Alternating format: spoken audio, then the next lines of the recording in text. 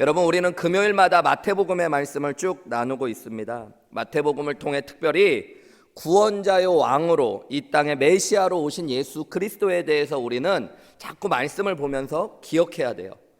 메시아로 오신 예수님이 어떤 분이신가를 얘기해 주고 싶었던 것이 마태복음을 적은 마태의 가장 중요한 마음이었어요.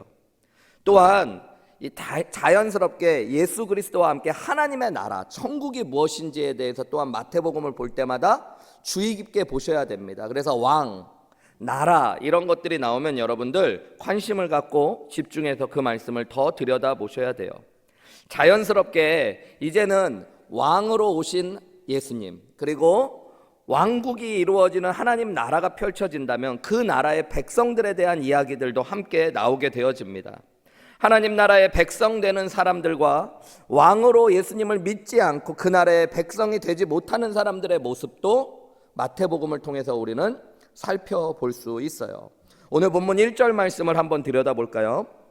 그때에 바리새인과 서기관들이 예루살렘으로부터 예수께 나아왔다 그래요. 이제 오늘 본문에 나오는 세 명의 등장인물들이 나옵니다. 세 부류에. 하나는 예수님이시고요.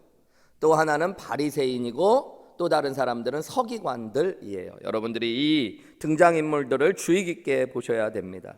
바리새인과 서기관들은 예수님 당시에 가장 종교적인 사람들이었어요. 바리새인들은 하나님의 말씀을 연구하고 그 말씀의 사소한 부분도 어기지 않고 삶으로 살아내려고 했던 종교인들입니다. 서기관들은 오늘날로 하면 성경 연구가들, 신학자들과 같은 사람들이었어요. 성경을 연구하고 평생 성경을 가르쳤던 사람들이 바리새인과 서기관들입니다.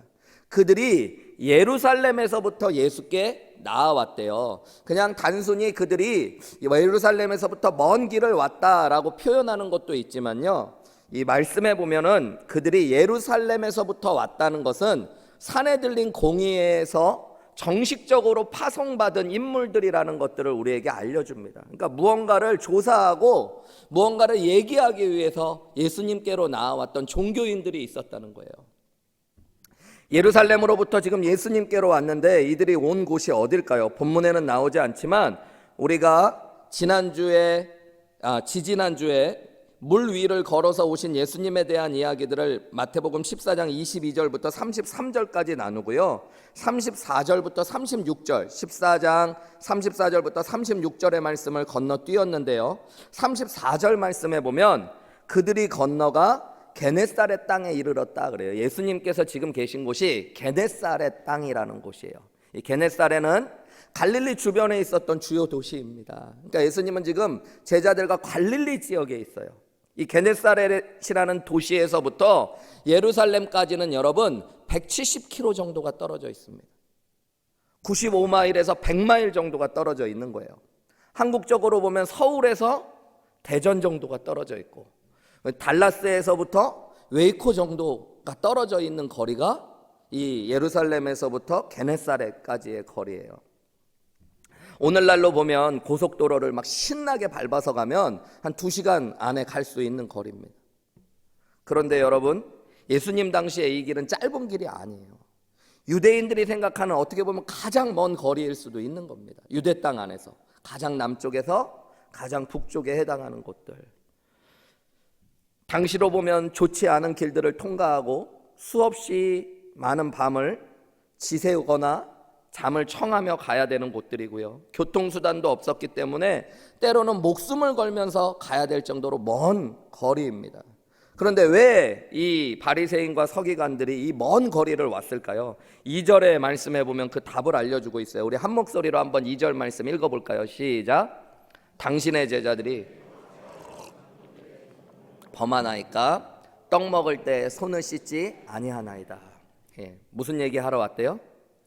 왜 손 안 씻고 떡 먹었냐는 얘기를 하러 왔대요.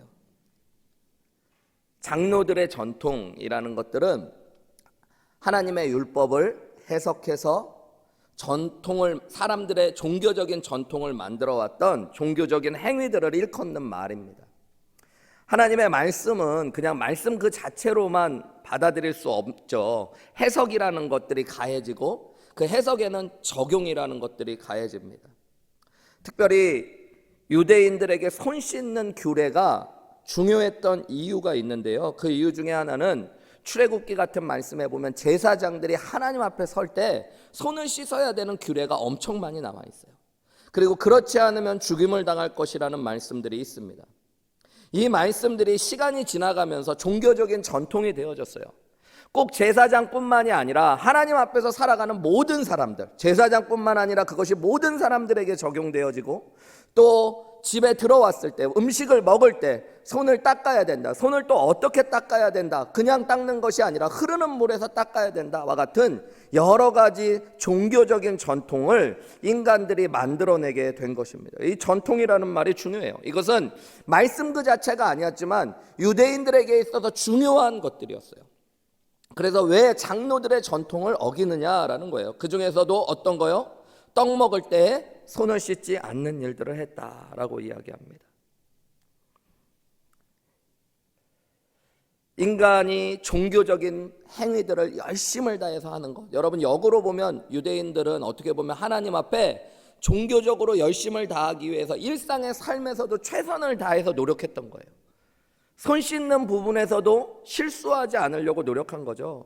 역사적으로 보면 흑사병이 온 유럽을 휩쓸 때 여러분, 유대인들만은 많이 죽지 않았습니다. 그래서 유대인들이 전염병을 퍼뜨렸다라는 오해까지도 받았어요. 역사를 연구해 보면 유대인들이 많이 죽지 않았던 이유는 그 중세시대에도 유대인들은 손을 열심히 씻었던 거예요.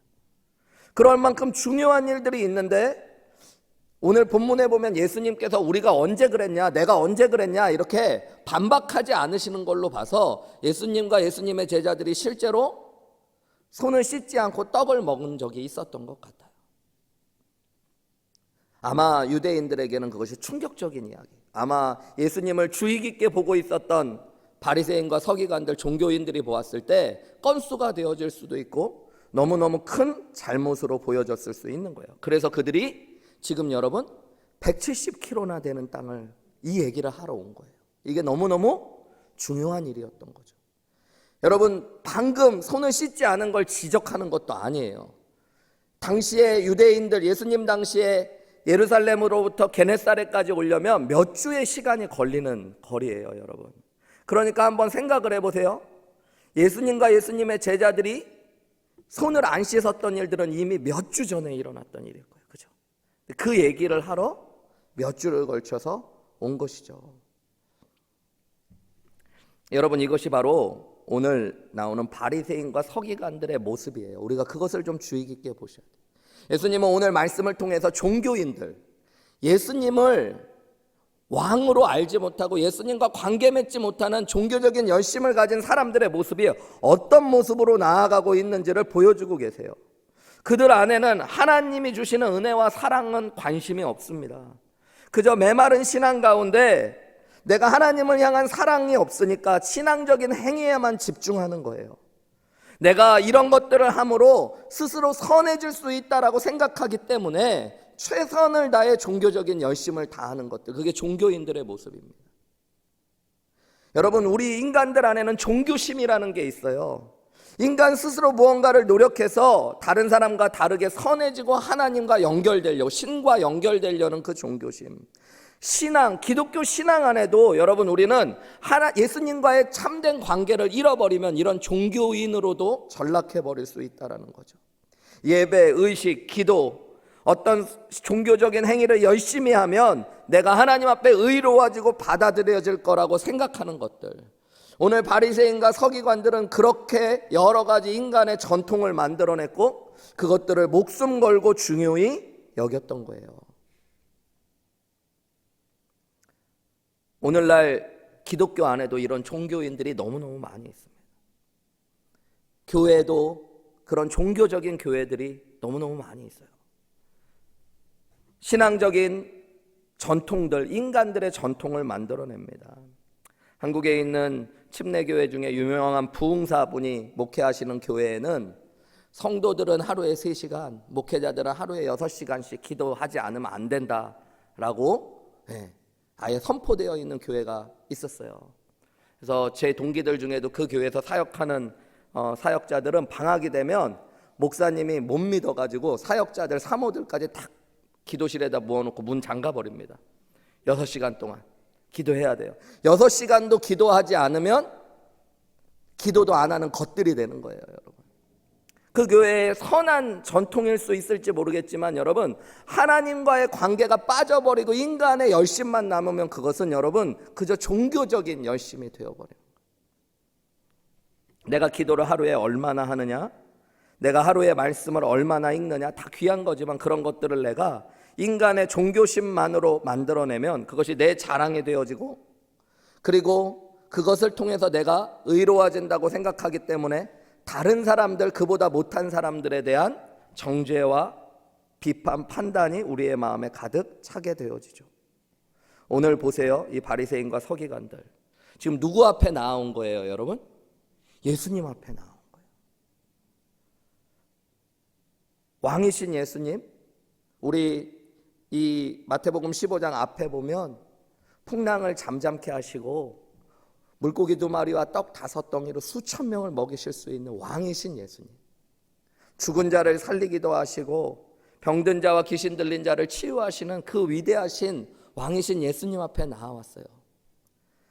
예수님을 만나기 위해 그들이 온 것도 아니에요. 예수님 안에 자신들의 죄를 고백하고 용서받기 위해서 온 것도 아니에요. 예수님께서 주시는 생명과 은혜를 누리기 위해서 온 것도 아니에요. 지금 뭐 하러 왔어요? 왜 예수님과 예수님의 제자들은 손 씻지 않고 떡을 먹느냐는 지적을 하기 위해. 자기들이 얼마나 의롭다고 생각하고 있는 거예요. 여러분, 이게 종교인들의 모습입니다. 영적으로 무지하고 그러면서도 한편으로 오만하고 교만한 모습들. 그게 종교인들의 모습이에요. 자신들의 종교적인 행위와 열심이 이 세상 무엇보다도 귀한 것이 되어버린 사람들.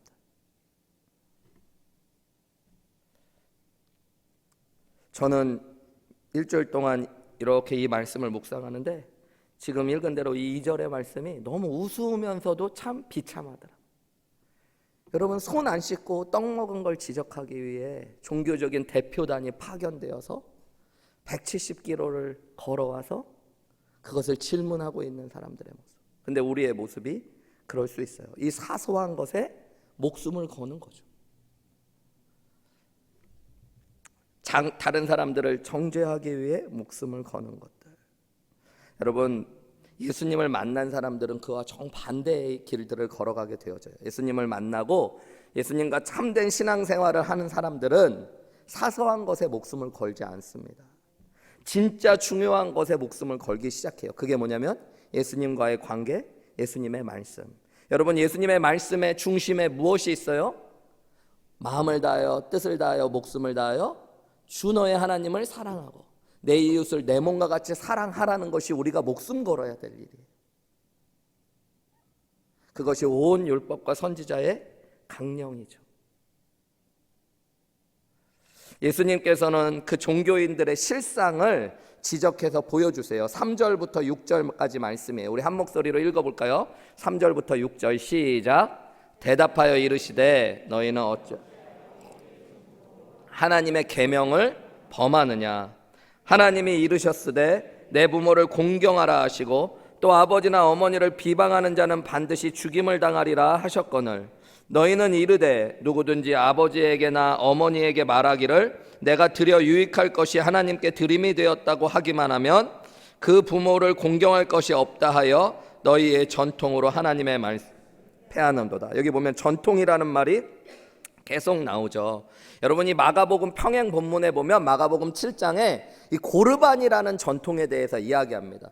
당시에 어떤 것들이 있었냐면 고르반이라는 말은 하나님 앞에 거룩히 드려졌다라는 말이에요.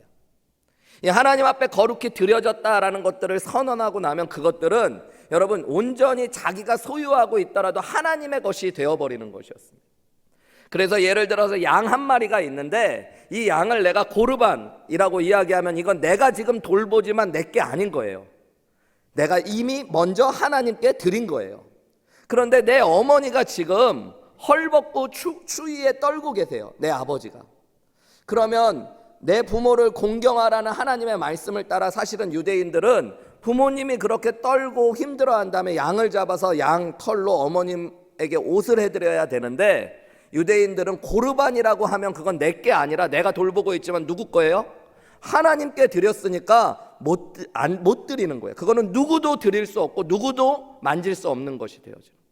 근데 유대인들이 그것들을 이용했어요. 특별히 종교인들이 부모님에게 드리고 싶지 않은 것들, 부모님에게 내가 공경하고 싶지 않은 것들이 있으면 고르반이라고 다 해버린 거예요.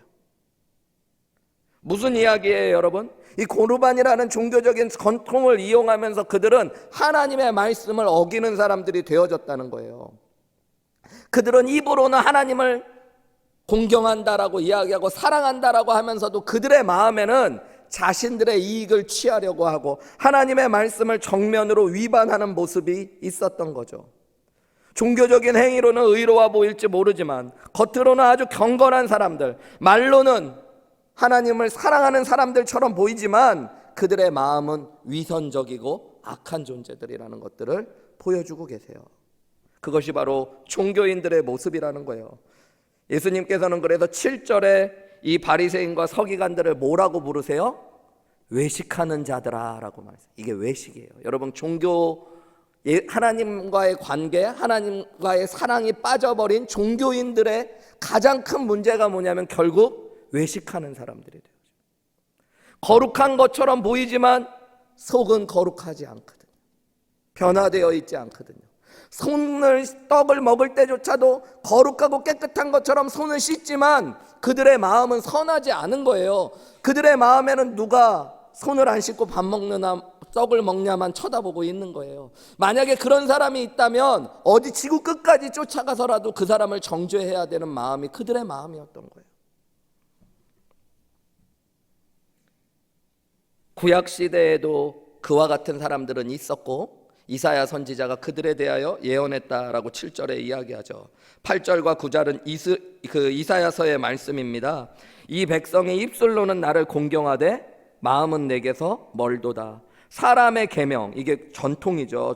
장로의 전통. 오늘로 보면, 이 본문의 말씀으로 보면 사람의 계명으로 교훈을 삼아 가르치면서 하나님께서 자신을 헛되이 경배하는 사람들이라고 종교인들을 칭하신 것입니다. 이사야 선지자의 시대에도 종교적인 전통, 사람들의 계명을 만들어 가지고요, 하나님을 헛되이 경배하는 사람들, 입술로는 하나님을 공경한다고 하지만 마음은 하나님으로부터 전혀 멀리 있는 사람들, 그것이 바로 종교인들의 모습이라고 이야기하고 계시는 거예요. 그러면서 10절과 11절에 예수님은 이런 말씀을 하십니다. 무리를 불러 이르시되 듣고 깨달으라. 입으로 들어가는 것이 사람을 더럽게 하는 것이 아니라 입에서 나오는 그것이 사람을 더럽게 하는 것이니라. 무슨 얘기예요? 여러분이 손을 씻고 먹는 행위는 정결의식의 중심에 있었는데 이 정결의식은 손을 씻는 것으로부터 시작해서 무엇을 어떻게 먹느냐에 따라서도 죄가 되기도 하고 죄가 아닌 것이 되기도 해요. 예수님은 그냥 손 씻는 문제뿐만 아니라 모든 정결의식을 향해서 말씀하시는 거예요. 먹는 것이 사람을 더럽히는 것이 아니라는 거예요. 사람의 마음에서 나오는 것이 사람을 더럽게 하는 것, 즉 사람 자체가 더럽다는 것들을 의미하고 있어요. 여러분이 정결의식이라는 것들을 가만히 생각해 보세요. 정결의식은 내가 무언가 더러운 것을 만지면 더러워지고 그것을 만지지 않으면 나는 더럽지 않다는 얘기예요. 그 얘기는 내가 어쨌든 처음에 출발 존재론적으로 선하다는 얘기일까요? 악하다는 얘기일까요? 선하다는 얘기를 하고 있는 거예요. 그런데 내가 무엇 때문에 악해질 수 있다는 것들을 이야기하고 있는 거예요. 근데 예수님은 말씀하시는 거예요. 마음이라는 건 유대인들에게 있어서 그들의 존재와 같은 거예요. 그들의 존재 자체가, 마음 자체가 악하다고 예수님이 말씀하셔요. 이 말씀을 잘 못 알아들었던 베드로가 15절부터 시작해가지고요, 예수님께 설명을 부탁합니다. 15절에 베드로가 대답하여 이르되 이 비유를 우리에게 설명하여 주소서. 16절에 예수께서 이르시되 너희도 아직까지 깨달음이 없느냐? 입으로 들어가는 모든 것은 배로 들어가서 뒤로 내버려지는 줄 알지 못하느냐? 입에서 나오는 것들은 마음에서 나오나니 이것이야말로 사람을 더럽게 하는 것이라. 마음에서 나오는 것은 악한 생각, 살인, 간음, 음란, 도둑질, 거짓 증언과 비방이니 이런 것들이 사람을 더럽게 하는 것이지 씻지 않는 손으로 먹는 것은 사람을 더럽게 하지 못한다. 이게 결론이에요. 손 안 씻고 밥 먹었다고 예수님과 예수님의 제자들이 악해지는 게 아니라는 거예요. 인간은 무언가를 해서 악한 존재가 되는 게 아니라 악한 마음을 가지고 있는 존재라는 걸 알아야 된다는 거예요. 여러분, 이것이 정말로 중요한 겁니다. 우리가 무엇을 어떻게 먹느냐가 우리를 더럽게 하는 것이 아니라, 무엇을 함을 통해서 우리는 의로워지고 하지 않음을 통해서 악해지는 게 아니라 우리 자신이 존재론적으로 악한 존재라는 걸 아셔야 되는 것입니다. 사람은 마음과 존재가 죄악된 존재들이라고 성경은 분명히 선언하죠. 여러분, 문제는 뭐냐면 종교인들, 하나님과의 관계를 놓쳐버린 종교인들은 자신이 선하다라고 생각하는 거예요. 심지어 내가 이런 것들을 하기 때문에 의로운 사람이라고 생각하는 거예요. 나는 손 씻고 밥 먹으니까 의로운 사람인 거예요. 손 씻지 않고 밥 먹는 사람은 의롭지 못한 사람. 여러분, 이것이 단지 유대인들의 모습이에요? 오늘 하나님과의 관계를 잃어버린 기독교인들, 종교인들의 모습으로만 나아가면 우리도 나는 어렸을 때부터 교회 다녔으니까 의로운 사람. 나는 오늘 금요일까지 와서, 그것도 이 저녁에 불금에 예배를 드릴 정도의 열심을 가진 사람이니까 난 의로운 사람. 오늘 근데 누군 안 왔네. 우리 목자님은, 목녀님은 어떻게 예배를 안 드려? 나 오늘 예배 끝나고 가서 얘기 좀 해드려야겠어. 170km를 달려가서라도.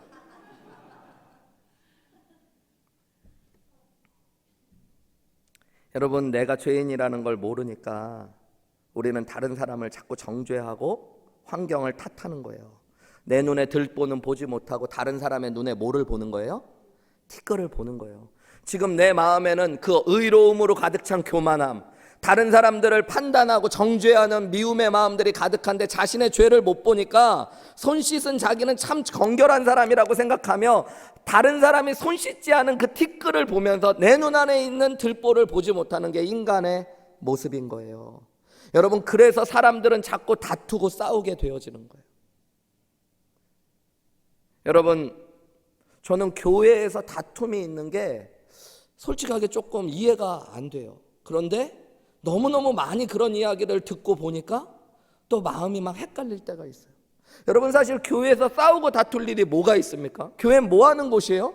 맨날 모이면 기도하고 찬송하고 말씀 듣고 헌신하고 자발적으로 헌신하고 사랑하고. 여러분, 근데 싸울 일이 도대체 뭐가 있어요?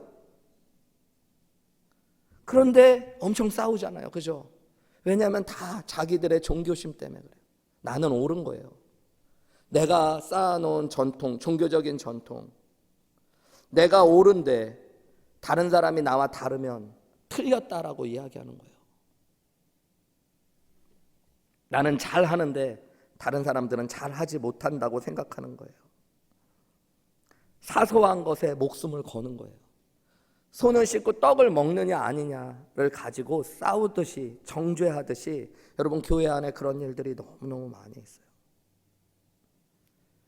제가 가끔 새벽 예배 하는 걸 비유로 자꾸 얘기해가지고 우리 교회 새벽 예배 요즘 너무 안 나오시는 것 같은데 제가 이렇게 교회 신앙생활 하면서 보다 보면 새벽 예배 오래 하시고 잘 하시는 분들 중에 그런 마음을 가진 분들이 많이 계신 것들을 봤기 때문이에요. 자기 나름대로 새벽에 1시간씩 2시간씩 기도하는 거 귀한 거죠. 그 신앙적인 전통을 세운 사람들 중에 보면 여러분, 하나님과의 관계와 사랑이 없이도 그런 일들을 하는 분들이 계셔요. 그저 내 열심을 가지고. 그것이 나중에 내 자랑이 되어집니다. 그러니까 그렇게 기도하는 분은 자기보다 먼저 가는 사람을 보면 용서가 안 되는 거예요, 여러분. 저렇게 짧게 와가지고 그냥 일어나서 집에 갈 거면 왜 기도하러 왔냐고 이야기하는 거예요. 여러분, 나는 시간이 많으니까 그러는 건데 어떤 분은 진짜 바쁘고 힘든 가운데 잠깐이라도 하나님 앞에 기도하러 온 사람, 하나님이 볼 땐 그 사람도 참 귀한 사람이거든요. 그런데 그런 하나님의 마음이 없으니까 나는 그 사람을 정죄하는 거예요. 나보다 기도를 먼저 일어나서 간 사람들은 다 나보다 기도도 안 하는 것들이 되는 거예요. 자신의 신앙적인 전통, 종교심만이 남은 사람들의 모습인 것이죠. 사소한 것에 목숨을 거는 거예요. 우리 교회에서 처음 침례교회로 오셨다는 분들 가운데 이야기를 해보면 그런 이야기, 장로교회를, 한국엔 장로교회들이 많으니까 어렸을 때부터 장로교회만 다녔는데 침례교회 와서 처음에 조금 당황했대요. 예, 너무 시끄러워서.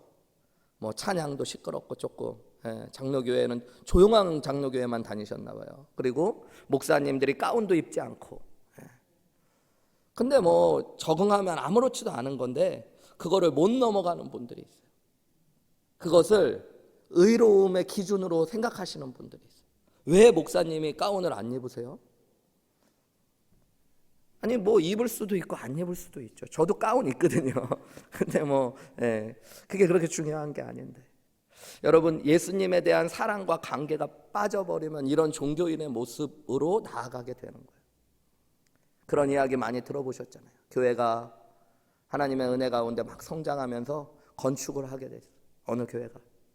그러고선 카펫 색깔을 가지고선 싸워서 갈라졌다는 얘기 많이 들어보셨잖아요. 실제인지 아닌지는 모르겠지만 그런 얘기 많이 들었습니다. 빨간색으로 카펫을, 우리 교회처럼 빨간색으로 해야 된다는 사람들, 왜 그랬을까요? 주님의 보혈을 생각하니까 빨간색으로 하자. 여러분 나쁜 거 아니죠. 근데 어떤 사람들은 우리는 목장교회를 하니까 푸른 초장, 쉴만한 물가니까 푸른색으로 해야 된다, 초록색으로. 그렇게 싸우다가 반으로 딱 갈라져서 교회가 나눠진 거잖아요. 그죠? 그래서 한쪽 교회는 주보혈 교회, 한쪽 교회는 푸른 초장 교회. 여러분 그런 게 뭐가 그렇게 중요한 일이에요. 그런데 예수님과의 진정한 살아있는 관계가 빠져버리면 여러분 그런 것이 중요한 일이 되어져요. 목숨 걸 일이 되어져요. 그리고 다른 사람들을 정죄하는 사람들이 되어지는 거예요. 통성으로 기도를 하는 게 옳아요? 침묵으로 기도를 하는 게 옳아요? 여러분 방언으로 기도하는 게 옳아요? 여러분 그런 것들은 그렇게 목숨 걸 일은 아니에요. 내가 마음과 뜻과 정성을 다하여 주님을 사랑하며 기도하는 게 중요한 거예요. 내가 누군가를, 내 옆에 있는 사람을 정말로 나와 같이 사랑하면서 기도하는 게 중요한 거예요, 여러분.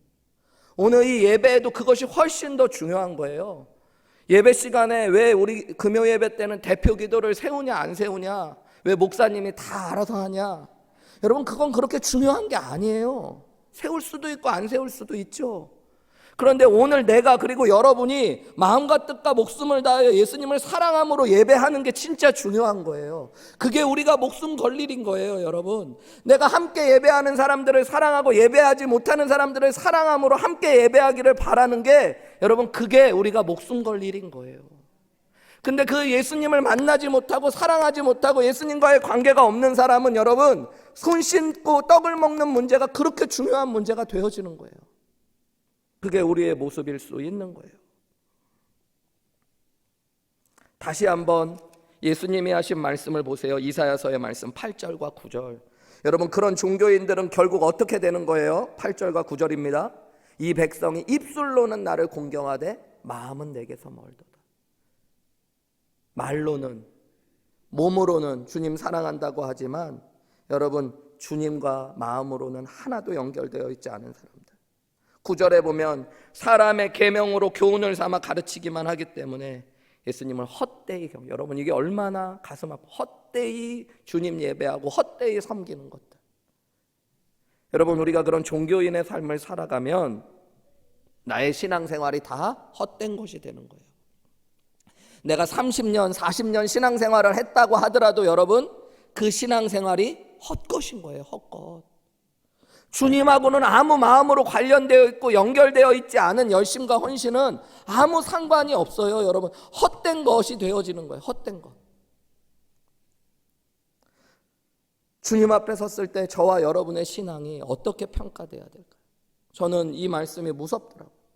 제가 목회자로서 한평생을 주님 섬기며 사는 줄 알았는데 주님이 너 헛된 것 하다 왔다라고 말씀하시네요.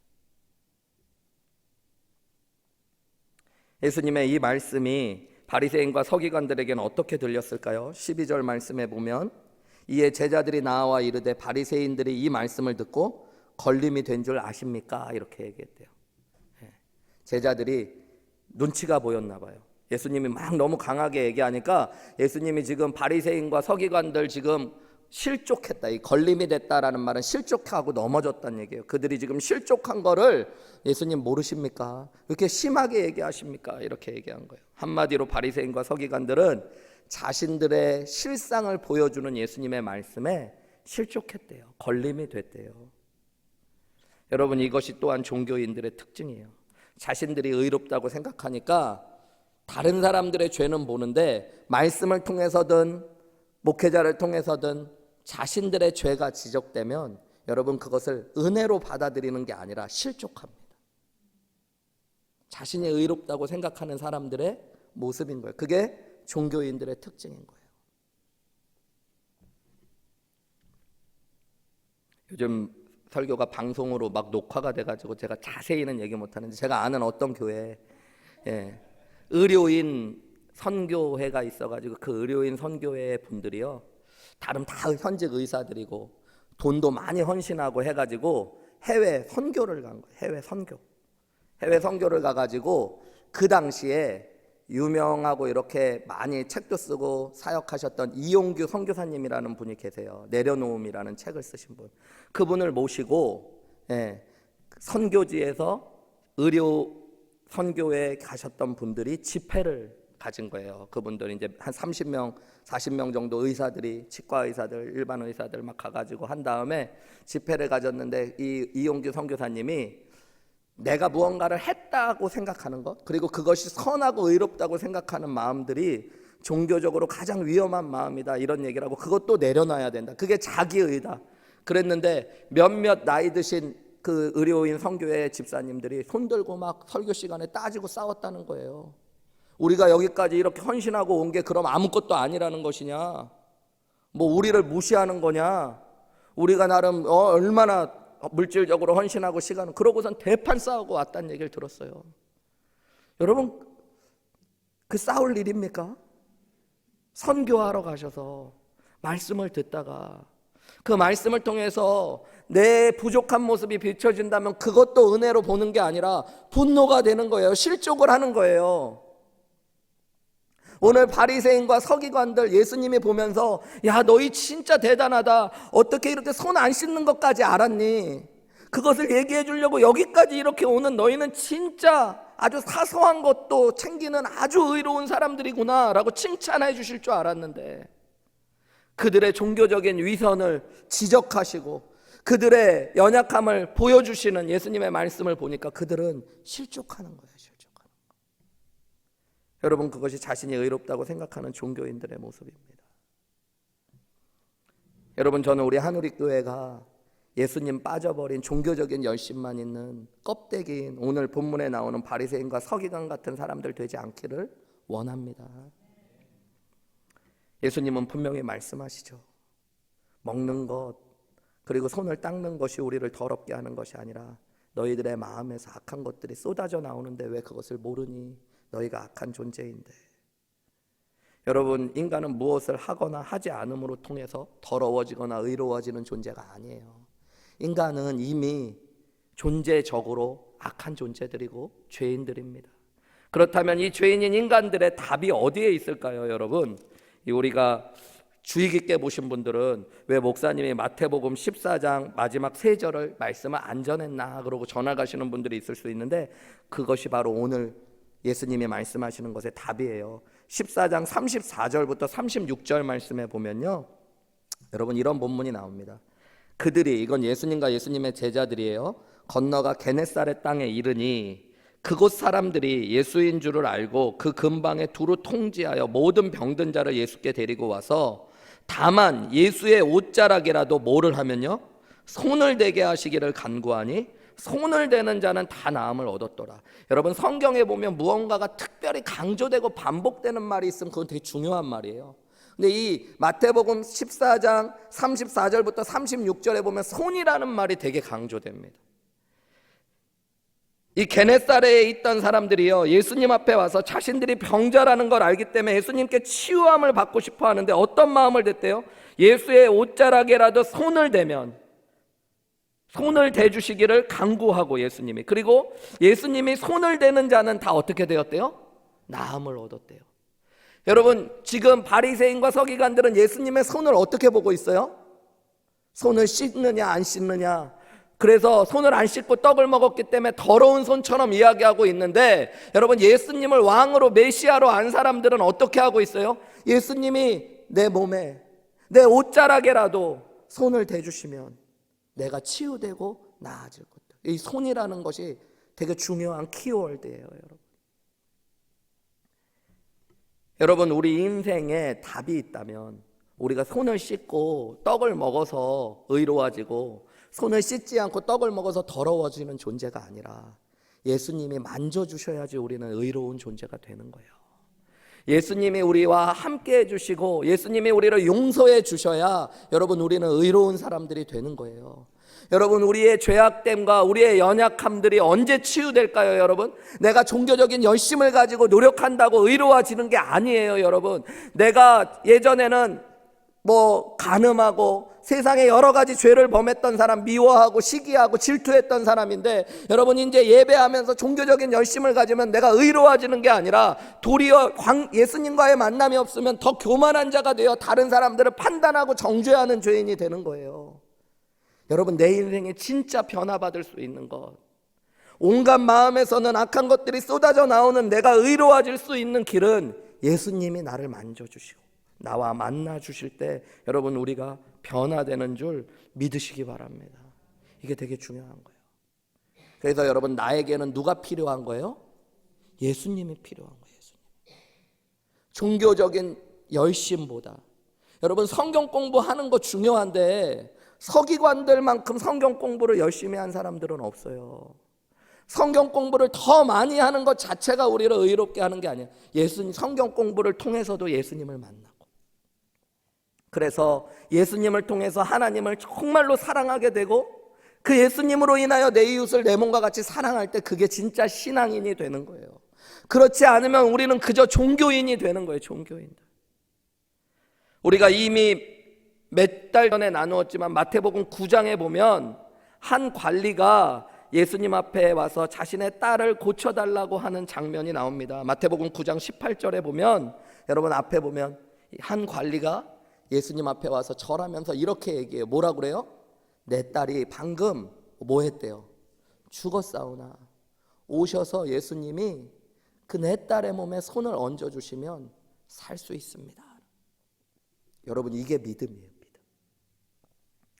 예수님의 손을 똑같이 바라보는데 바리새인과 서기관들은 예수님이 손을 씻고 밥을 먹나 안 먹나 그게 보이는 거예요. 그런데 여러분, 예수님을 왕으로 메시아로 아는 사람들은 내 딸이 죽었음에도 불구하고 예수님이 손대 주시면 나아지고 살 줄을 믿는 믿음. 여러분, 이게 믿음입니다. 여러분, 내가 종교적으로 얼마나 열심히 살았느냐보다 훨씬 중요한 것, 내가 예수님을 어떻게 바라보고 믿느냐가 중요한 거예요.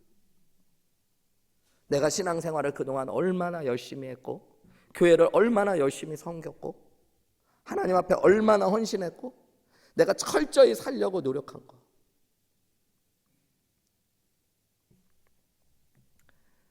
어떤 성도님은 주일날 가게 문을 닫는 거, 여러분 귀한 거죠. 주일날 가게 문을 열면 많은 매출을 얻을 수 있는데 그럼에도 불구하고 주일을 온전히 주님께 지키기 위해 문을 닫았어요. 근데 어느 순간부터는 그게 나의 종교적인 전통이 돼요. 그래서 그게 내 자랑이에요. 어디서든지 가면 나는 몇십 년 동안 주일날 가게 문 안 연 사람들입니다. 근데 우리 교회 너무너무 주일날도 일하는 사람들이 많습니다. 안타까워서 하는 얘기 같지만 여러분, 자기의 의가 가득해요. 나는 예수님 섬기기 위해 술 먹는 거 포기하고 담배 피는 거 포기하고, 여러분 다 귀한 것 같지만 여러분 그게 내 의와 전통이 된 분들이 있어요. 어떤 분은 목회자로서 자신은 목회자가 되고 나서 그 좋아하던 낚시랑 골프를 포기했대요. 그게 내 의야.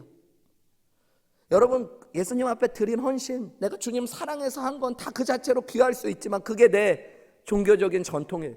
예수님에 대한 사랑이 내게 메말라 버리면 그것만 남는 거예요. 그것만. 그래서 교회를 다니면서도 주일날 낚시하러 가는 사람들을 보면 눈에 불을 켜고 170km라도 쫓아가서 그 사람들을 정죄해야지만 사는 사람이 되는 거예요.